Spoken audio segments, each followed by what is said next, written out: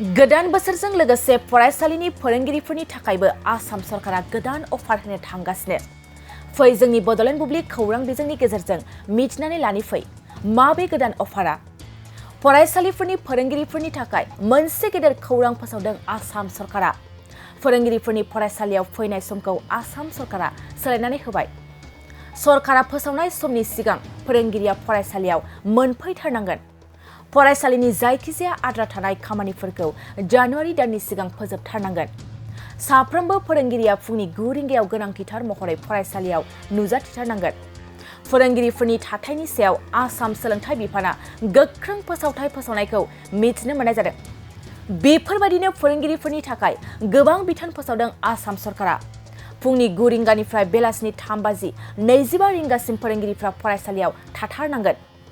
गुदि आरो गेजेर फरायसालिनि साफ्रोमबो फोरोंगिरिफोरनि थाखाय गोदानै थि सम सिमा फोसावबाय आसाम सोलोंथाइ बिफाना।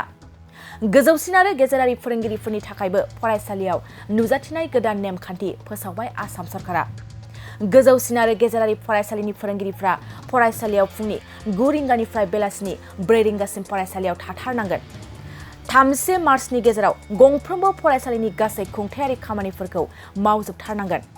सरकारा फोसावनाय बे नेमफोरखौ फोरोंगिरिफ्रा मानियाब्ला सरकारा गोख्रों राहा लानाय जागोन होननानैबो फोसावनायखौ बे समाव मिथिनो मोननाय जादों।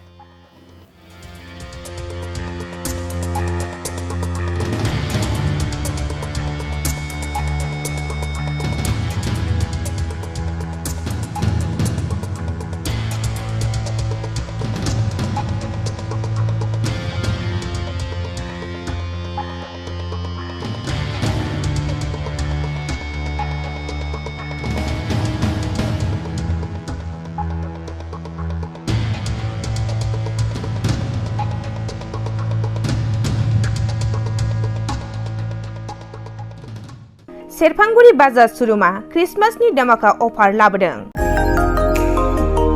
क'क्राझार जिल्लानि सेरफांगुरियाव थानाय फुंखा एन्टारप्राइज बाजार श'रुमआ 15 दिसेम्बरनिफ्राय 31 दिसेम्बरसिम क्रिसमास दामाका अफार आरो एक्सचेन्जनि खाबुफोर होगासिनो दङ।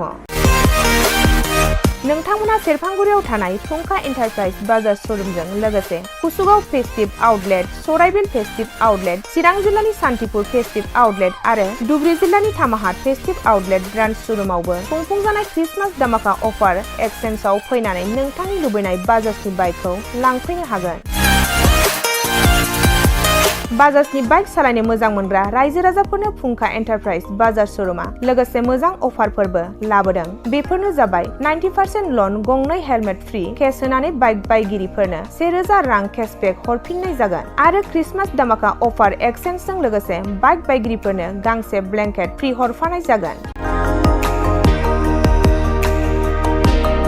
फुंखा एन्टारप्राइज बाजार श'रुमआ आरो मोजां खाबुबो होबावदों।